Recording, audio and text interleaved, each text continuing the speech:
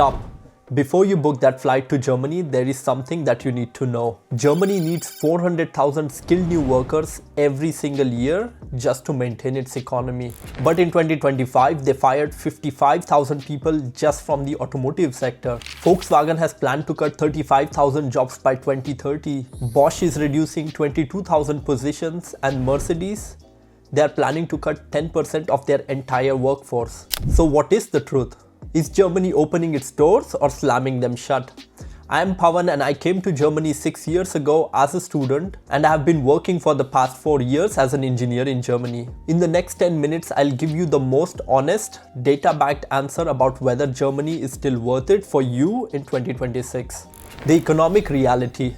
Okay, let's start with the hard truth. Germany's economy is not doing well right now. If you look at the latest data from the European Commission and the Bundesbank, Germany only grew by 0.2 to 0.3% in 2025, which is basically nothing. The economy is flat, and this is not a one-year thing. This is the third consecutive year of economic weakness. You've probably seen the headlines. People are calling Germany the sick man of Europe again. This is where it gets really concerning, especially if you are dreaming of working in cars. The automotive crisis. Germany's automotive industry, and I mean this is the backbone of the German economy, is going through a serious crisis right now. Let me walk you through what's actually happening. Volkswagen alone is cutting 35,000 jobs by 2030. To put that in perspective, that is roughly 1 in 4 of their workers in Germany. Then you have Bosch, one of the biggest suppliers in the world, and they announced 22,000 job cuts. 13,000 of those were announced just in September 2025. Mercedes is letting go of around 16,600 people, and that's about 10% of their entire workforce. And it does not stop there. Audi, Continental, ZF, together they are all cutting 30,000 jobs or more. So why is this happening? Why are all these German car giants struggling at the same time? It comes down to 3 main reasons. First is the labor costs. German automotive workers cost between 59 to 62 euros per hour. That is the highest in the world. No other country even comes close. Second are energy prices. Even after everything that happened in 2022, energy in Germany is still about 80% more expensive than it was before the Ukraine crisis. And third is the competition from China. Chinese electric vehicles are absolutely dominating. German brands now hold only about 5% of China's electric vehicle market. 5%, that's it. So if you are planning to come to Germany specifically to work in traditional car manufacturing, I would really think carefully about that. But here's what most people don't realize. Despite all of this, the recession, the layoffs, the crisis in the automotive sector, Germany still has a massive shortage of skilled workers. And I know that sounds contradictory. How can a country be firing tens of thousands of people and also be desperate for workers at the same time? Let me explain. According to the Federal Employment Agency, and this is their latest data, there are 163 occupations officially classified as shortage professions in Germany. 163 different job categories where they simply cannot find enough people. In 2024, there were on average 439,000 skilled worker vacancies open at any given time. And to keep the economy running, Germany needs around 400,000 new skilled workers every single year. And here's the scary part for Germany. By 2030, this shortage could grow to 1.3 million workers. So what's going on here? How do both of these things exist at the same time? The answer is simple. The job market has two completely different phases. On one side, you have industries that are shrinking fast. Traditional automotive manufacturing, assembly line work, and production operator roles. These are down by almost 58%. But on the other side, healthcare and nursing, there is a massive shortage. By 2028, there will be over 40,000 positions that simply cannot be filled. IT and software, Germany needs 133,000 tech specialists. And if you are in electric vehicle software, battery tech, or anything related to the electric transitions, these roles are up by 127%. Education and childcare, nearly 31,000 positions will be unfilled by 2028. Construction and infrastructure. The government just launched a 500 billion investment fund for roads, bridges, and green energy projects. That means more additional jobs in these sectors. Skilled trades, electricians, plumbers, technicians are all desperately needed in Germany. And here's one that most people don't think about: the defense industry. Germany is doubling its military spending from 2.1% to 3.5% of GDP by 2029. That is creating a lot of new positions. So here's the key takeaway, and this is really important. Apply where the demand is and not where everyone else is going.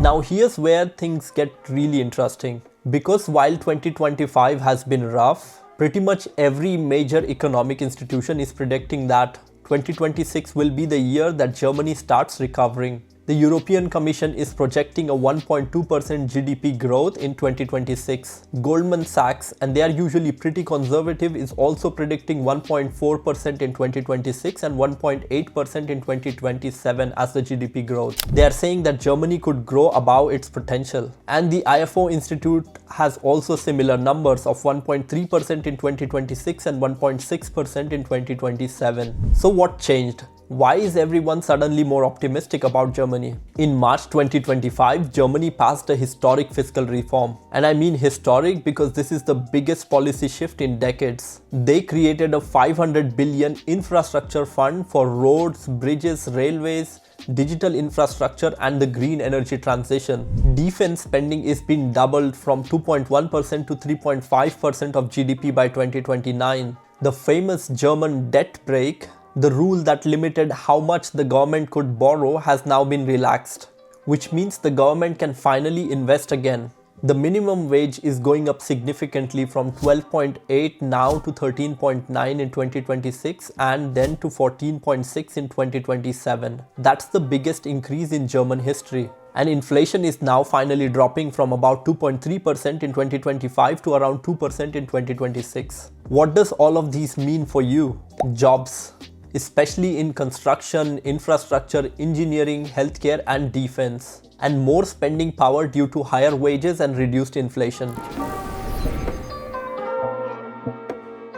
Alright, let's talk now about money. If you're coming as a student, you will need to have 11,904 euros in a blocked account. That works out to be about 992 euros per month that you can withdraw for your expenses. For accommodation, if you can get into a student dorm, a Studentenwohnheim, then you're looking at around 250 to 400 euros per month. That is the cheapest option, but you need to apply early because spots fill up fast. If you are sharing a flat, what Germans call a WG, then expect to pay somewhere between 350 to 500 euros per month depending on the city. Student health insurance also runs about 140 to 160 euros per month. And here's some good news. Starting from January 2026, the Deutschland ticket is 63 euros per month. That gives you unlimited public transport across the entire country. So realistically, as a student, you are looking around 900 to 1200 euros per month depending on which city you are in. And speaking of cities, let me give you a quick comparison for WG rents. Munich is the most expensive. You are paying 650 to 800 euros for a room in a shared flat. Berlin and Frankfurt are a bit cheaper, around 650 on average. But if you are looking at Eastern Germany, cities like Leipzig and Dresden, you can find something from 400 to 500 euros. That's where you get the best value. Now, if you are coming as a working professional, your monthly budget is going to be higher, somewhere between 1,500 euros to 2,200 euros depending on your lifestyle. A one-bedroom apartment in Berlin will cost you somewhere around 900 to 1,400 euros per month. In Munich, it's 1,200 to 1,800.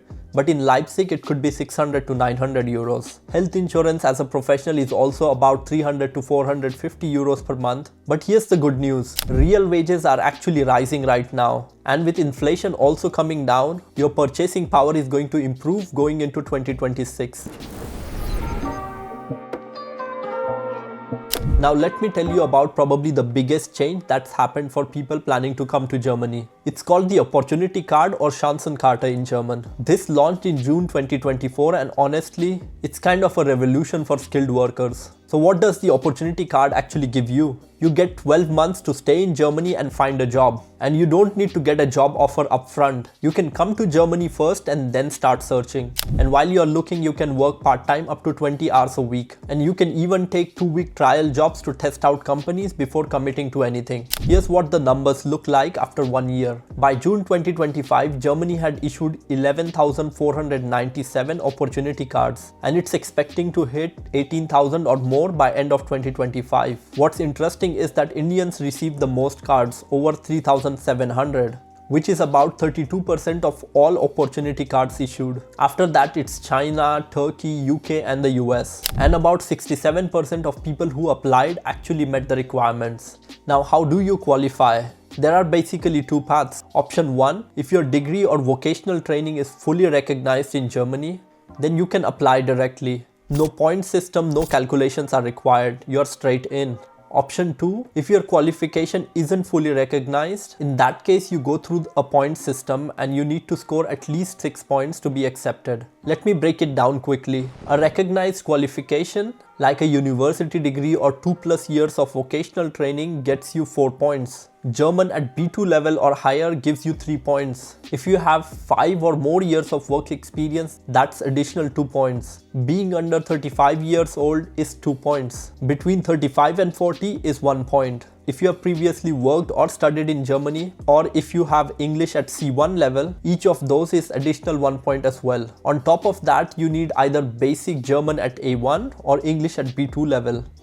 And 13,092 euros in a blocked account. Let me give you a quick example. Say you are a 28-year-old software engineer in India. You have a degree in computer science, that is 4 points. Your German is also at B1 level, that is additional 2 points. And you are under 35, that is another 2 points. Total 8 points, so you qualify easily.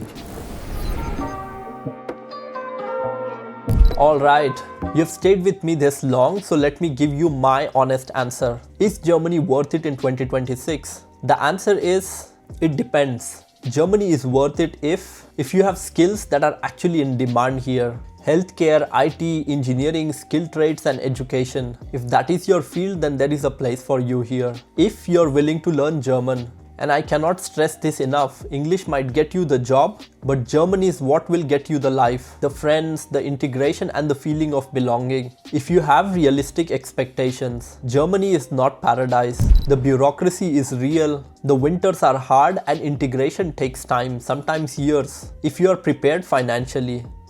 Having 10,000 to 15,000 euros saved before you arrive makes everything a lot easier. If you're open to smaller cities, don't just focus on Munich or Berlin. Leipzig, Dresden, Aachen, there are excellent opportunities in places where most people overlook. And most importantly, if you're ready for the long game. The first 2 years will be tough, really tough. But years 3, 4 and 5, that is when your life here starts to transform. And Germany is not worth it if you're expecting instant success. That is not how it works here. Patience is not optional in Germany, it's mandatory. If you're not willing to adapt, Germany has its own culture and its own way of doing things. If you cannot respect that, then you will struggle a lot here.